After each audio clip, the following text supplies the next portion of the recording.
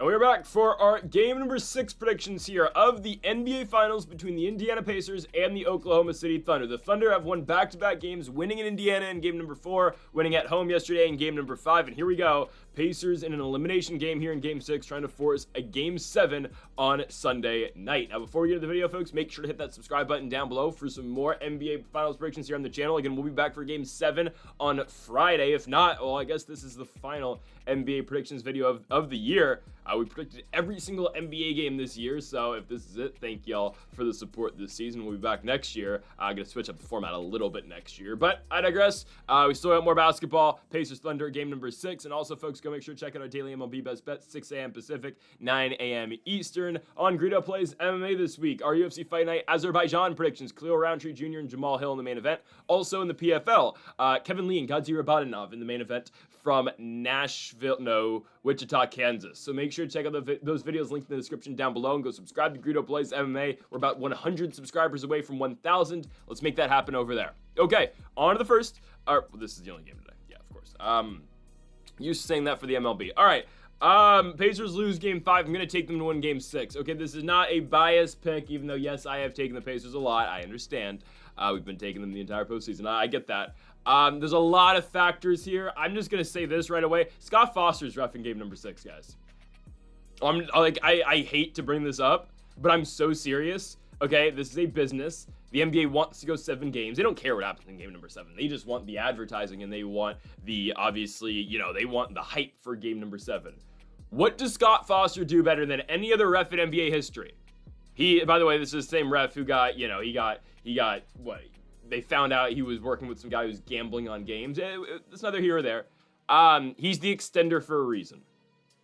Okay, I'm sick of the Pacers getting screwed over this entire postseason with calls against Cleveland and Donovan Mitchell, against Jalen Brunson, against Karl Anthony Towns, and obviously this entire series against the Thunder. I'll get to that a little bit in a second. I think it's actually going to go their way tonight with the calls. I'm so serious. Guys, Scott Foster's reffing this game. So, yeah, the Pacers are probably going to win. All right, the other big storyline is Tyrese Haliburton. Now, okay, Haliburton, he had 4 points in game number 5. Okay, it is what it is. All right, he got injured. He got injured very early in that game. He took 6 shots all game. It is what it is. I gotta be honest. Yeah, Haliburton needs to play better. All right, I've been the biggest Haliburton guy the entire year. All right, I understand that, and I'll just be the first to say, yeah, Haliburton, and Tyrese probably tell this to you himself, he needs to play better. The problem is now, and it just came out earlier today, Tyrese Haliburton is believed to have suffered a strained right calf and will undergo an MRI to determine the severity of the strain. I think he's going to play. I legitimately, I don't think anything's stopping him from playing game number 6. If there was ever a time where you were going to play through an injury, it's an elimination game in the NBA Finals. Max Tyrese Haliburton has to play 2 more games, okay? And it is what it is. I know, again, I don't know. I don't know the human body that well. It's either an Achilles or an ACL that a strained right calf can, I believe it's Achilles, because the calf, yeah, I think it's an Achilles, is what this can really lead to. If there's ever a spot where you risk this, though, I'm so serious, it's Game 6 of the NBA Finals. And the thing is, okay, this is why I think Hallie's playing. He played the entire second half. Obviously, he didn't play every single minute in the second half, didn't play all 24 minutes, but he was on the court in the second half. He played 34 minutes in game number 5. And 28 of those minutes were post-injury? He's going to play. I'm very confident he's going to play. I know you can say, oh, well, he's the Pacers franchise guy. They don't want him getting injured. That's fair, but it's like, all right, when are the Pacers going to be back in this spot? Okay. I'll be the first to say, I've been saying this for a while. I think there's going to be a repeat finals next year. I think it's going to be Pacers and Thunder again next year, and I have very clear reasons to why. Look at the Eastern Conference. Who's going to stop Indiana? Cleveland's not stopping them. Boston's injured, and damn well the Knicks are not beating the Pacers.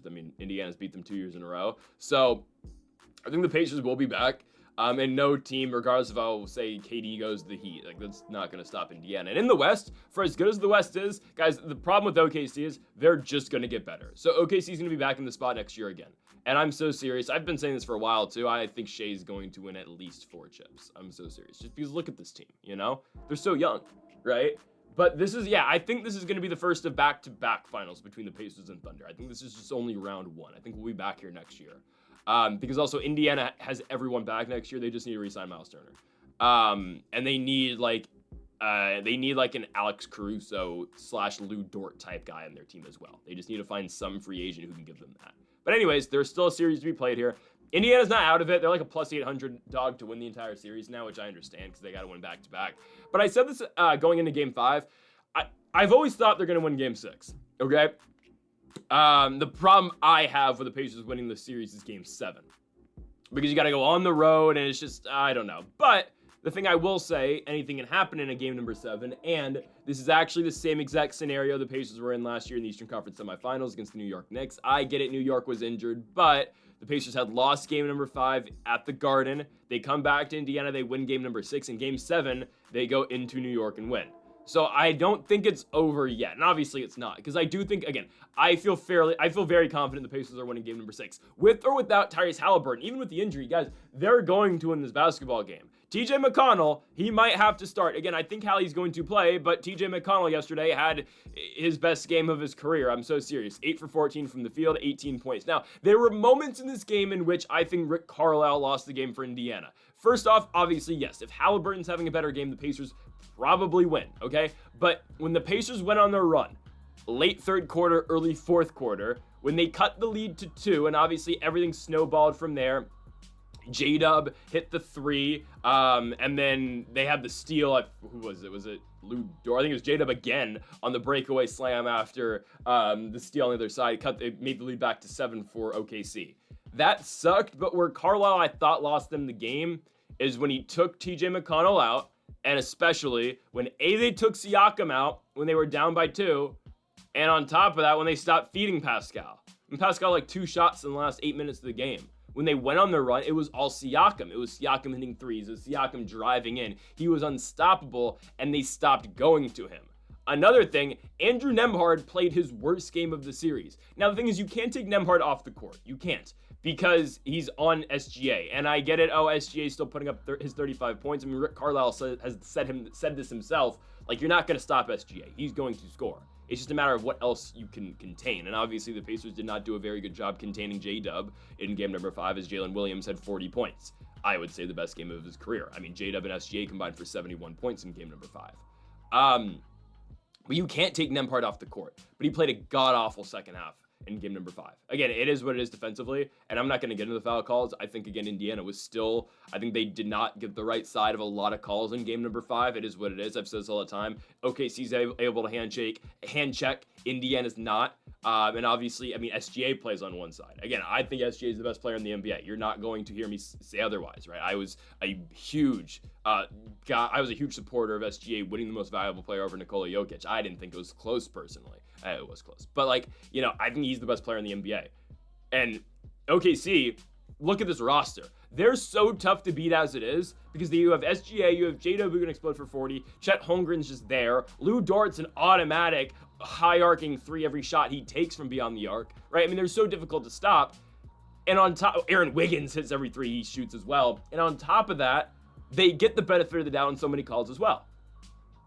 You know, I mean, the biggest one there's so many calls you can look at in game number 5, and sure, this is every game, but the one where Carlisle got the tech on, how is that a foul on Andrew Nembhard? Guys, gilgeous-alexander is the first player in NBA history to get free throws off of a jump ball. How? TJ Connell's just short. He's 6 feet tall. No shit, he can't reach up and grab the jump ball like SGA can. I mean, he was going for the basketball, and they called a foul on TJ McConnell on a jump ball. What? And I say this all the time, too. Again, I don't want to bitch about the refs all the time, but, okay, I think it's a very valid point, and I'll always say this. Game 1, if calls, like the Thunder are getting in Game 5, and sure, Indiana got their fair share of calls as well, but if they don't let both these teams play, like they did in Game number 1, Indiana never goes on the run in Game number 1 to the point where Haliburton can hit the game-winning shot, right? So in Game 5, whenever Indiana closed the gap, whenever the Pacers got close, there was always something, and there's always something to stop the pace of play, obviously, because you know what Indiana does. It's push, push, push. It's go, go, go all the time. When there's always something stopping the game, that obviously favors OKC. But anyways, it's hard to beat this team as it is. They are great. There's a reason this team won 68 games in the regular season. There's a reason, you know, in the entire season as a whole, including the playoffs, they've won 80 plus games this year. Again, they're the best team in the NBA. They've been the best team in the NBA, and they have the best player in the NBA. And when they get every single free throw, how do you beat this team? So here's the thing. Again, Game 7's a whole nother story. We'll get to Game 7. The Pacers, they can't worry about Game number 7. They have to just get there. Game number 6 is in Indiana. Your back's up against the wall. It's the first time the Pacers have trailed in any postseason series here in 2025. I think they win. I think they do. With or without Haliburton. Because here's the thing, guys. Haliburton, and I know, you take him off the court, and this is why I think he's going to play. Haliburton might not put up many shots in game number 6, but again, it's always his presence of being on the court. It's his facilitating nature. It's the way he's able to make plays, right? Haliburton's going to be on the court, I believe. And as of 2 p.m. here on Tuesday, there has been no word on if or if not he is going to play. I can only assume, again, in an elimination game in the NBA Finals, and considering the postseason run that he has had, I believe Haliburton is going to play. Okay? Anyways, I look at what the Pacers are doing, and I think they can win this one at home. Again, that's the biggest factor to me. It is at home, and Scott Foster is one of the referees for this game.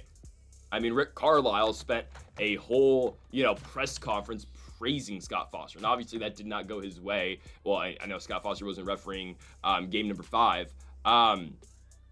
But, he got a technical very early in the game, right? So I'm fairly confident Scott Foster's refereeing game number 6. I can't find an official confirmation, but that's what's going around, that he is the referee for game number 6. It makes sense. Again, Scott Foster is one of the NBA's highest ranking referees, so he is going to ref this game.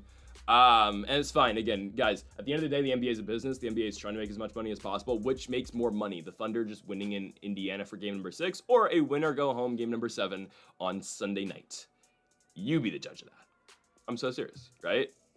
That's what they want. So I think the Pacers, they can actually win without Hallie. I think they can. But obviously Haliburton needs to be on the court. So again, they can win without Hallie playing big minutes, or they can win without Hallie scoring. And even if he doesn't play, I think they will win Game 6. If Haliburton's out for the rest of the postseason, I don't think they can win Game 7, honestly. But honestly, Game 6, I'm not going to say it's the least of my worries, but it's one that I feel pretty confident they are going to get. I just think this is going to be an Indiana really great shooting night. They understand where they're at. I don't know. I think it's important Indiana gets off to a hot start. And I think after they will, I think they are just going to kind of pull away in this one. I'm not going to tell you it's a blowout. Indiana's not going to blow out the Thunder for as much as I want that to happen. For as much as I want this to be Game 4, Cleveland, Indiana, in Ohio, or in Indiana. As much as I want that to happen, it's just not. Let's just be honest. But I think they're able to pull out a victory here. OKC's good. I mean, what can I say, Jalen Williams, the game of his life. 14 for 25 from the field. 3 of 5 from the three-point line. 40 points. They're a good team. I've never denied that. I've never denied how good the Oklahoma City Thunder are. I've completely understood that the entire playoffs. If you watched us throughout the regular season and early in the playoffs as well, I have praised SGA at every opportunity I have gotten. I think Indiana can get this one again. I'm very concerned for game number 7. I am. Because I look at that game, I'm like, all right, Indiana's only won once in OKC. Game 5 was competitive, man. It was, okay? There were points in that game where I was like, holy shit, the Pacers are going to come back and they're going to find a way to win. And they cut the lead to 2, and it felt like OKC was kind of wilting. It felt like, all right, the pace is finally getting to them. I was like, wow, I really think Indiana's going to take over, because it was kind of the same exact script as game number 1. And Jalen Williams said this right after the game as well, immediately in the post-game interview with ESPN. He said that immediately. He was like, this was just game number 1, but we learned from our mistakes. And J-Dub himself didn't realize how close of a game that this had gotten. The reporter told him, this was a 2-point game at one point. He's like, really? Damn. It was a repeat of game number 1. It's just OKC, and sure, again, OKC was the better team. I'm not going to deny that. They were the better team in game number 5. You can't win the game when J-Dub's scoring 40, if I'm just going to be honest with you. I've always said this about OKC. Shai Gilgeous-Alexander is going to get his points. He is. And this is where I think the Pacers they've gone away from this since game 1. I just don't understand why they have. Basically, in game number 1, Indiana approached Shai Gilgeous-Alexander like the Dallas Mavericks approached Shai Gilgeous-Alexander last year in the Western Conference semifinals. And obviously, that was a series that Dallas had won in 6 games. They said, all right, we know Shai's going to score. So we're going to guard Shai on an island, and we're just not going to play much help defense. Obviously, there's going to be spots where they do, but we're not going to vacate the corners. We're not going to give Jalen Williams an open 3. We're not going to give a guy like Lou Dort in open three, right? Josh Giddey was around. I didn't play big minutes in the playoffs last year, but obviously that's pre-Caruso. But now, right, the Pacers, let's not give Caruso that shot wide open in the corner. Aaron Wiggins that shot, right? That's what the Mavs did, though, and it worked really well for them. Obviously, right, OKC took games, but Dallas ultimately won the series in 6. And obviously, right, Luka was a big factor in that and whatnot. Regardless, though, Indiana did that in game number 1. They left Shea on an island. They left Shea with Aaron Nesmith Andrew Nembhard the entire game. Obviously, Nesmith would get spots where he'd guard SGA as well, but they leave SGA with Nembhard, and they say, all right, we're not letting Lou Dort shoot. We're not going to let Jalen Williams get many open looks. And they've gone away from that since game 1, and I don't know why. Again, SGA is still going to score, like game number 5. SGA scores 31 points. All right, that's what he's going to do. But who scored 40? Jalen Williams. Look at the rest of the scoring from the entire Thunder team. And of course, they get a huge shooting presence off the bench. Aaron Wiggins goes 4 for 7 from the three-point line. And by the way, all of their bench guys, except for Caruso, only shoot threes. Wiggins 4 for 7 from the three-point line. Cason Wallace 3 for 4. So you look at the scoring, you look at the scoring spread from this entire game. J-Dub scores 40. SGA scores 31. The other starters, Lou Dort only takes his three-pointers. He goes 3 for 6, but he has 9 points. Hartenstein is not really a scoring threat anymore. I've said this so many times. Like, Hartenstein's float game that was on in the regular season, that lefty floater that he always hits, it was automatic in the regular season. That has gone away in the playoffs mightily, like, since the Denver series. He has not been able to hit that float. I don't know why. He's gone away from it some, but there will be that point in pretty much every single game where Hartenstein will look for that left-handed floater, and it's just been off. I don't know why. Chet scores 9, and the bench, obviously, Kenrich Williams plays 11 minutes, he scores 0 points. Caruso scores 2, Wiggins scores 14, Cason Wallace scores 11, right? That scoring spread's crazy, and you look at what Indiana has scoring-wise, right? Siakam scores 28, Nesmith scores 14, Miles Turner scores 13. By the way, Aaron Nesmith, 4 for 5 from the three-point line. Give that guy more looks. I'm so serious. Get him more looks. Nembhard 7, Hallie 4, Toppin 12, Johnny Furphy played, had an and 1, missed the free throw, but scored on SGA. That was fire. 2 points for him. Tony Bradley 4, who got the Thomas Bryant minutes, and obviously both those guys have not been playing much recently. McConnell scores 18, second leading scorer, and Mathurin, my goodness, he needs to be better. Benedict Mathurin goes 2 for 11 from the field and 1 for 4 from the three-point line. Ben Math scores 7 points. Oh man. You can throw that all out the window here in game number 6. I think Indiana, we've been waiting for that Indiana Pacers shooting night. And guys, I give Doris Burke a lot of hate. I hate listening to Doris Burke. I just think this entire commentary or announce team is horrible for ESPN. Doris Burke did say something really, really right in game number 5. When they got into their comeback, the Pacers did, and when they are driving and kicking, when Siakam's driving, kicking the corner, right, find the open shooter, that's Indiana Pacers basketball. That's something they have shied away from in some of these games. And when Indiana plays at their best, obviously, they're playing under controlled chaos. And on the offensive side of the ball, everyone's touching the basketball. And they are just they're playing selfless basketball like Tyrese Haliburton plays. You're playing selfless basketball, and you're finding the open shooter. That's what they need to do in game number 6. Again, I think game number 6, I'm not going to tell you it's a lot because it's not. It's the NBA Finals, and obviously the Thunder are a 68-14 team. But I do think it's a fairly safe bet that the Pacers are going to win game number 6. Again, I've seen this before. I saw it last year at the New York Knicks. Obviously, greater, stakes now, obviously, in the NBA Finals. But I do think Indiana is going to win this one. My concern comes with game number 7. But that's a problem we're going to deal with when we have to cross that bridge. So for now, the Indiana Pacers win game number 6. Give me the Pacers at home. Again, I'm at the point. You can keep your points. I'm taking plus 215 for Indiana. Let's win, and let's move on to game number 7. So, folks, thank y'all for watching our NBA Finals game number 6 predictions here on the channel. If you haven't yet, make sure to hit that subscribe button down below for more. Make sure to leave a like if you did enjoy the video. Make sure to comment if you do disagree with the pick. Folks, thank y'all for watching. And Mamba, forever.